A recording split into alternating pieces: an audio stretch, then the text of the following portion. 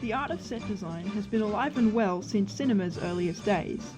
But with a rising obsession with material culture in the 1980s, a somewhat unintended effect on cinema started to show up in popular filmmaking.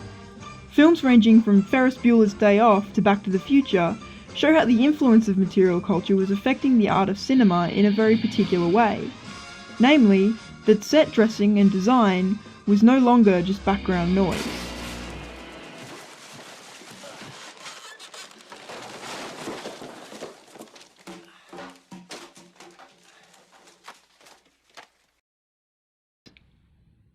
As filmmakers became more confident in this field, designing movie sets started to become an almost forensic exercise in character development.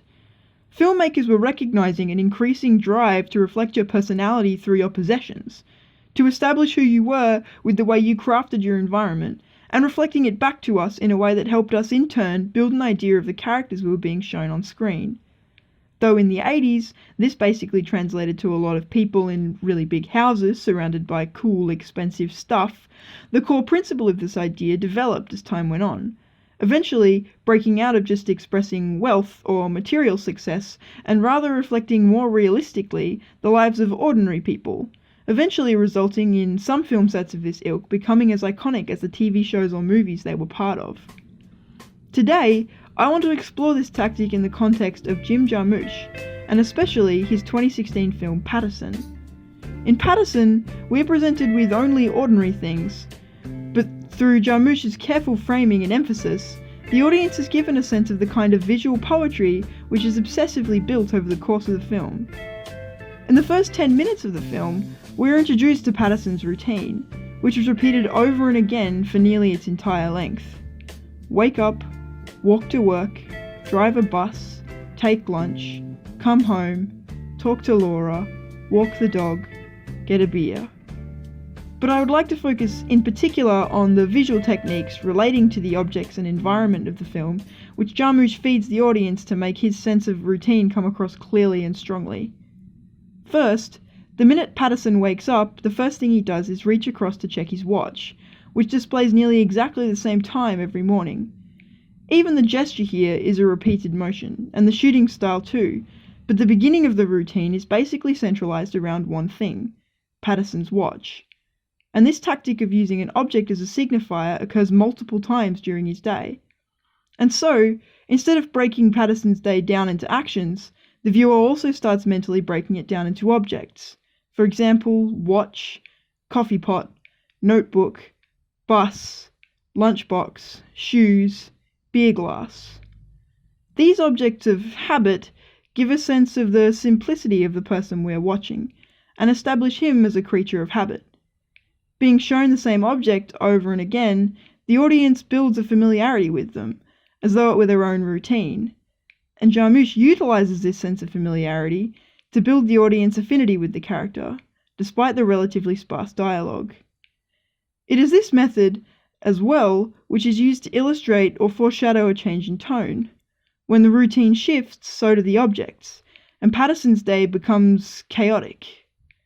By contrast, the objects which the audience are led to associate with Paterson's wife Laura are always changing, and in this sense, the shifting nature is not designed to create a negative association, but rather to help establish her character. Each day, Laura is seen imbuing different objects with a signature black and white paint treatment, a trait which, once the audience understands the association, can be seen all throughout the house, from the kitchen curtains to the dog's collar.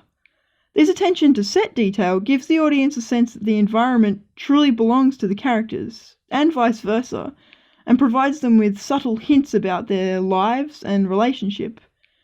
By these methods, Laura and Paterson are set up as complementary opposites, and we're given constant visual clues to help solidify this, whether it be through photographs, a cluttered workspace, or a subtle asymmetry in shared spaces. Objects, too, lead into narrative threads, a concept which is introduced early in the film with a box of matches. This moment in the film is a true testament to the power Jarmusch affords to visual emphasis.